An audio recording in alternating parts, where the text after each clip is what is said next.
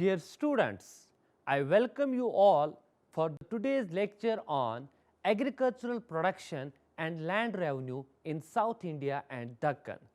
Before we discuss about the today's topic, let me briefly introduce you to the main objectives. To know about the origin of agriculture in South India and Deccan, to know about the agrarian production in South India and Deccan, to know about the land revenue pattern in South India and Deccan, and finally, to know about the impact of agriculture on South India and Deccan.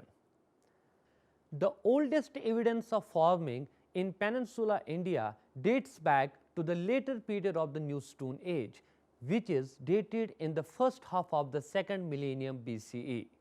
The people of the New Stone Age cultivated millets such as ragi and bajra, as well as pulses such as green gram and horse gram.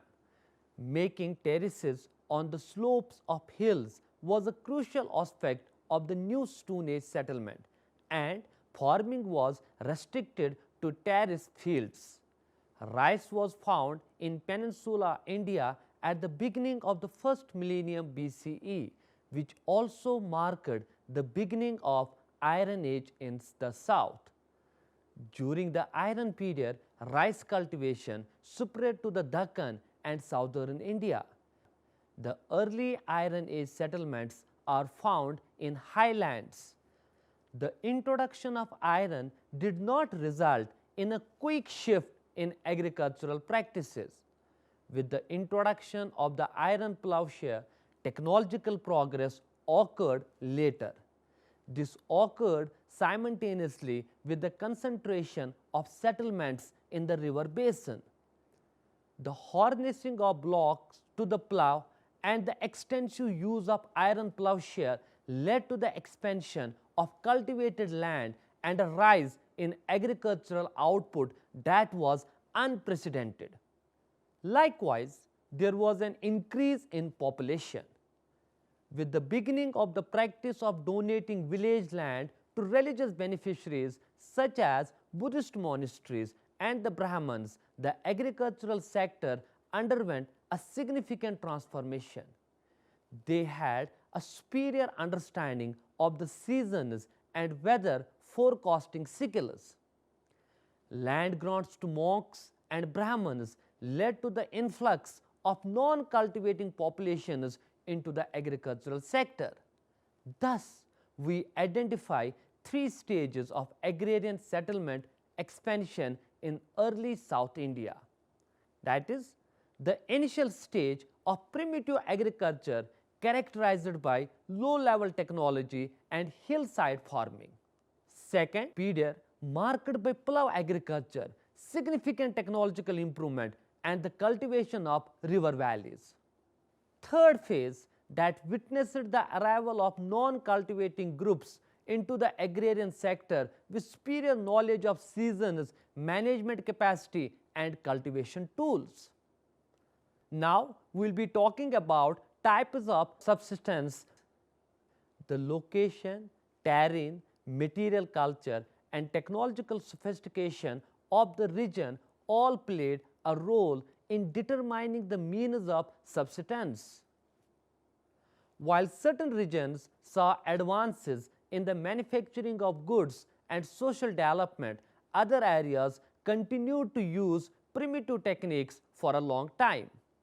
In the areas of Tamil Nadu, several modes of subsistence are more evident. 5 ecozones are mentioned in the earliest Tamil Sangam poems in terms of Tinaya, and each ecozone had a particular subsistence pattern. They were Muratam, the fertile agricultural plains; Kuranji, the hills and forests; Mulai, the pasture country with low hills and thin forests; Natal, the coastal regions; Palai, the dry region. In the red hot heat, the Mulai or Kuranji plains may turn into a desert region. There were forest tribes in the Kuranji tract that called by the name Kurvar, Vitar, etc. Hunting and gathering forest products like bamboo, rice, honey, and roots were their primary occupations. On hill slopes, they engaged in slash and burn farming, growing millets and pulses.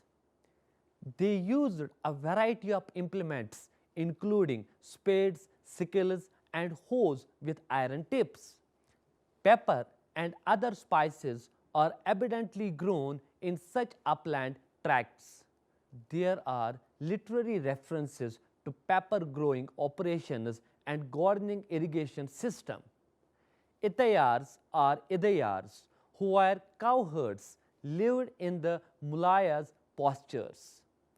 They raised cattle as their main source of income. They exchanged dairy goods. They also engaged in shifting cultivation and produced pulses, millets, and lentils. The most of the Marotham or rural areas were located in fertile river valleys that were ideal for the growth of paddy and sugarcane on the wet soil.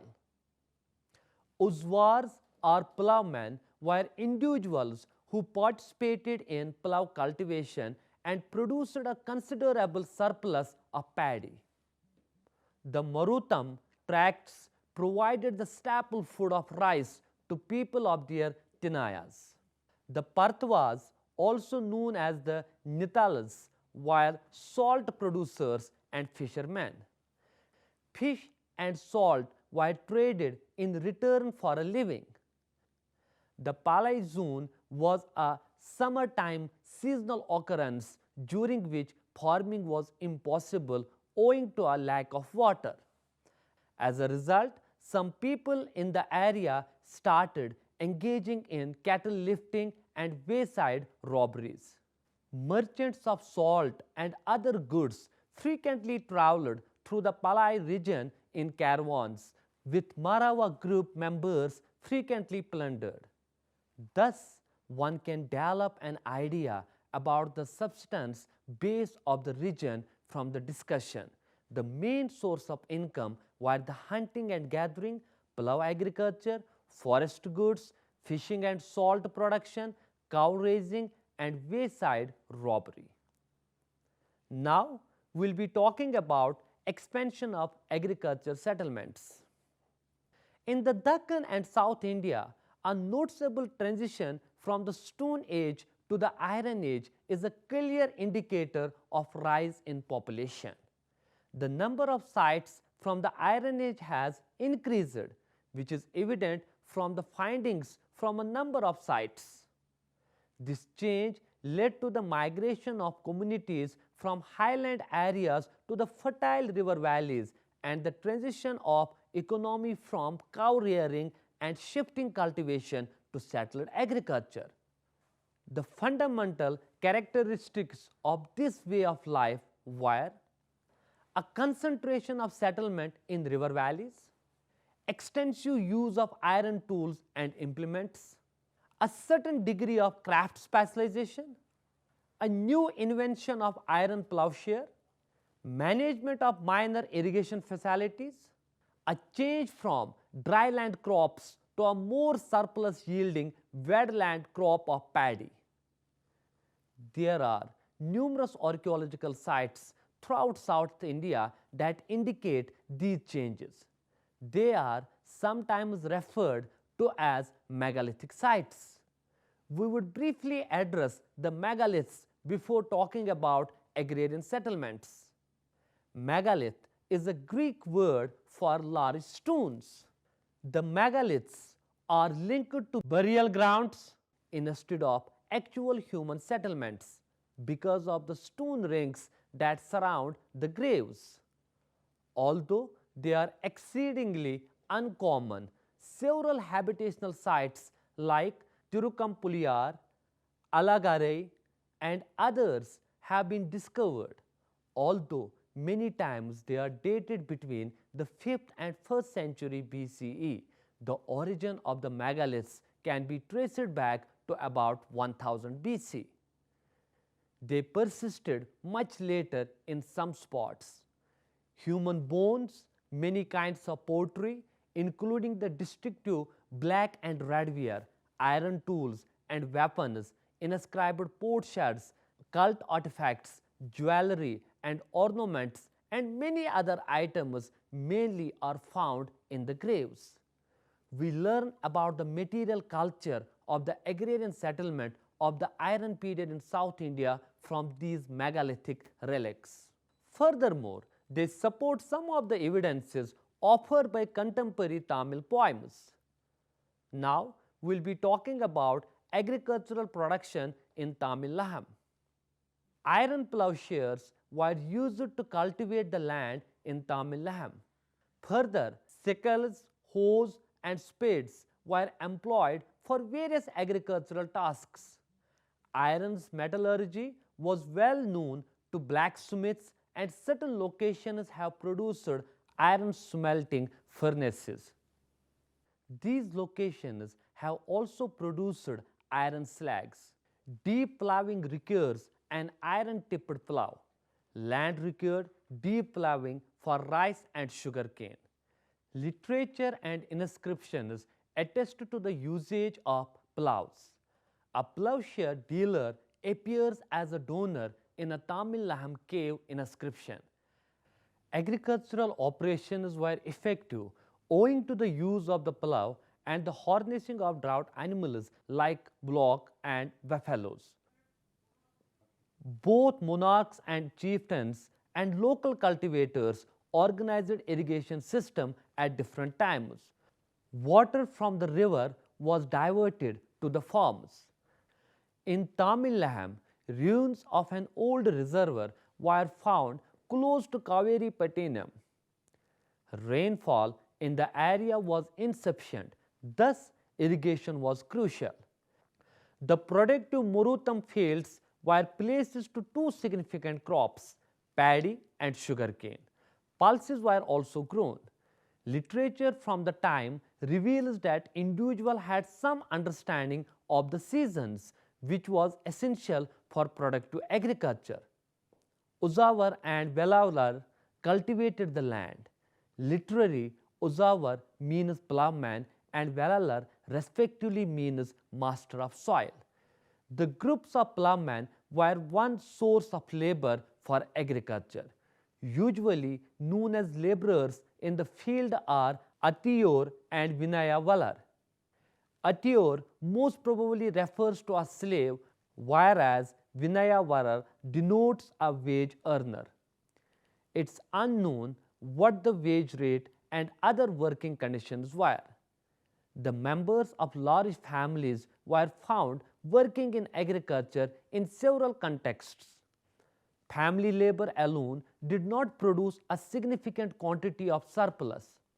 Despite this limitation, the agrarian towns were able to support various professions such as carpenters, blacksmiths, dancers, musicians, bards, priests, and monks. Now, we will be talking about agrarian settlements in Deccan. During the Satvahana era, there was an overall increase in the number of settlements in the Deccan in the river basins, on the coasts, and on the plateau, that is between 1st century BCE to the 3rd century CE. The major portion of settlements was in the Godavari valley. The Satvana settlement material culture differed from the megalithic Deccan settlements in some ways. Plowshares, sickles, spades, axes, and arrowheads were among the implements. During the evolved phase, the hoe was still in use but now had a proper socket. The regions of Karimnagar and Warangal have iron ore. There is evidence of iron working in these regions dating back to the megalithic era. Moreover, gold mining is documented for the Satvana period in the Deccan. Certain advancements demonstrate how far metallurgy has progressed in these areas. Tanks and wells were common irrigation infrastructure.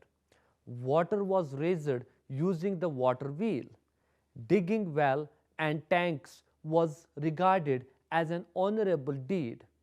Inscriptions praise certain emperors for building tanks. Tanks and wells were built by the wealthy persons as well. The Deccan people were acquainted of paddy transplantation. In the first 2 centuries of the Christian era, the Godavari and Krishna river basins developed into a significant rice producing region. In the location with black soil, cotton was grown and Andhra Pradesh's cotton goods rose to international fame. The growth of the coastal regions was greatly aided by the planting of coconut trees. Mango tree plantation and certain other timber producing trees have also been reported in various areas of Deccan. Slaves and wage laborers were the source of labor in the Deccan. According to the Periphelis of Arabian Sea, slaves come from Arabia. This demonstrates plainly that the society was stratified and marked by significant distinctions. In Tamil Nadu, the high and low were frequently distinguished from the one another. The upper group was made up of kings, chiefs, and the Villar and Velala divisions who controlled the land. Ordinary peasants, bards, dancers, workers, etc. made up the low section. The Deccan were an earlier synthesis of indigenous developments, and the northern ideas and philosophy took place is where the divergence became more obvious. Now we will be talking about ownership rights.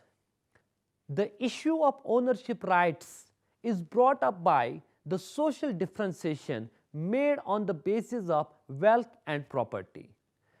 We have observed that some Velala groups in the far south were masters of the land. This appears to indicate ownership of land rather than laboring for wage on the land of others. The chieftains occasionally gave their warriors and bards settlement in Ur. In actuality, the recipient of land also gained the authority to tax the Ur villages that were assigned to him. In most cases, the land was owned collectively, and after the dues to the chief were paid, the produce was also enjoyed collectively. In the Deccan, land rights are more clearly defined. There were Gahapati inhabitants who owned land and worked as merchants. According to an inscription, a tract of land was bought from a Brahman and given to a Buddhist Sangha by Ushava Datta, the son-in-law of Kshatrapa monarch Nahapana of western Deccan. The fact that land could be privately owned enabled this. The private owner received 40,000 Kahapana coins from this transition. The Satvana rulers gave towns and even individual parcels of land to religious organizations. Only later did the laity devotees adopt this practice. According to the inscriptions from the period, private individuals possessed plots of land. Now we will be talking about revenue and surplus extraction. The main source of income was land revenue. It was collected by the state by using a well-developed mechanism. Now we will discuss about land revenue and its collections. According to Tamil literature, Irai and Tirai are the two forms of contributions that the chieftains received. The Tirai appears to have been a tribute, whereas the Irai was a more regular offering. Unfortunately, our knowledge of the rate and method of revenue collection is limited by the records of the time. The advice given to monarchs to be mild and reasonable in tax collecting is common. Under the Satvana rule, the revenue system was probably more uniform in the Deccan, though again the details are unclear. There were the taxes like Kara, Miya, Diya and Bhaga. It's unknown what these terms actually mean or how much revenue the state claims to have. The revenues from donated villages were included in the village donations to Brahmins and Buddhist Sanghas. Some immunities are mentioned in such situations. These privileges included protections from two types of royal officers. First, protection from access by the king's soldiers for the purpose of collecting any kind of fees. The other was against royal officers collecting items from the village. These would demonstrate that villagers typically required providing soldiers with a contribution of money or goods when they visited the village, or the soldiers were authorized to collect the revenue. When the land was handed to Buddhist monasteries or Brahmins, the state was required to ensure that their rights were not violated by troops stationed in the rural areas. It appears that in some Satvana regions, the Golmika, who commanded a small military unit, was in charge of the rural areas. Now we will be talking about methods of obtaining and distribution of resources in Tamil Nadu. How did the resources reach the people who needed them? The modes of appropriation were regularized in the Deccan under a well-organized state system in accordance with law and custom. In the far south, a regular state system had not yet developed, so there was no well-established system of resource distribution. The agrarian settlements of Tamil Nadu used different types of resources allocation. Here, we will discuss the significant practice of redistribution through gift. The most typical method of resource circulation was probably gifts. Each producer distributed a portion of his output to other in exchange for labor. A basic way of redistribution was to give someone a lavish meal or a piece of clothing. Feasts were prepared for fighting heroes both prior to and following plunder and raid. Poor female dancers and singers who performed in favor of chieftains traveled from court to court in search of an energetic meal and something to wear. Along with the feast, the gift items occasionally included expensive foreign wine, silk clothing, and even gold decorations. Brahman priests and military heroes were frequently compensated for their services with villages and herds of cattle. The Brahman settlements in ancient Tamil Nadu are accounted by the gift of villages to the Brahmins. Three groups of wealthy and powerful people performed acts of redistribution through gifts. These were the crowned monarchs, the minor chieftains, and the well-off agricultural householders of the agrarian settlements. Resources have to be collected in a center that serves as the chief's residence in order to make gift distribution possible. Redistribution included a crucial element, the distribution of gifts from a center. The pooling of resources frequently resulted in the plundering and looting of agricultural fields. Cattle and grains were stolen. What they were unable to transport was destroyed. Some of the plunder's acts included setting fire to peasant settlements, destroying the enemy's harvesting fields, and turning magnificent gardens into wastelands.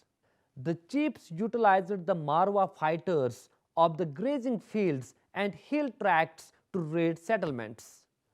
By way of presentation and payment for purification ceremonies, the spoils of such plunders were divided among the Brahman priests and Marwa warriors.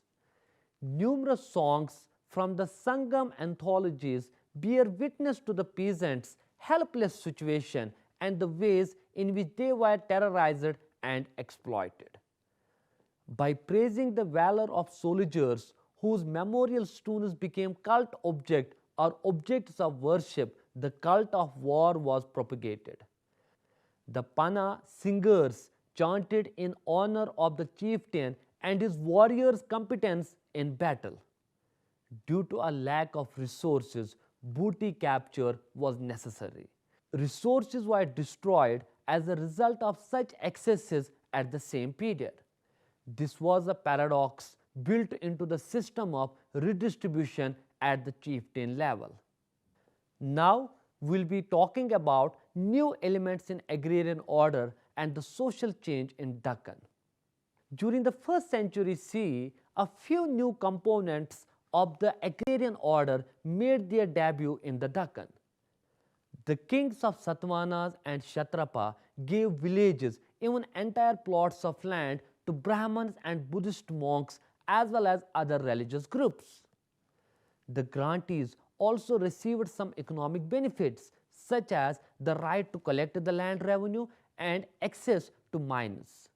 It seems that some monetary and administrative rights over the peasant was included in the land grants.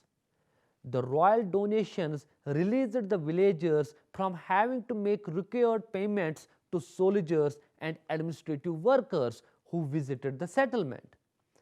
Many of the grants given to the people in the past were temporary. However, now the grant was increasingly being made unending. The monarch's approval of the religious beneficiaries, privileges and immunities, as well as the gift of a continuous title to land gave them a significant amount of power. The land system and economy underwent significant and wide-ranging changes as a result of these new agrarian changes, which can be summed up. Number 1. The religious beneficiaries gained new economic and administrative rights in addition to the spiritual influences they already had, making them more powerful authorities in the areas they were given. Second, the granting of land to monks and priests led to the emergence of a new class of non-cultivating landowners. Both Brahmin priests and Buddhist monks were not cultivators primarily. Third, to get work done on their farm, they had to hire workers. Thus, the land and its produce were kept separate from the actual tillers. Earlier, common rights to forest, pastures, fisheries, and reservoirs were eliminated by this form of private ownership. In addition to having rights over the land, the beneficiaries also have right over the peasant who cultivated the land. As a result, peasants' rights eroded and they turned into serfs. In the following centuries, such developments from Deccan became well known elsewhere as well. Finally, the practice of land grants helped to create a social structure together with a number of other elements which, according to some scholars, paved the way to what they call the feudalism tendency. Dear students, with this I conclude my today's lecture. Hope you have enjoyed and understood it well. See you in the next lecture.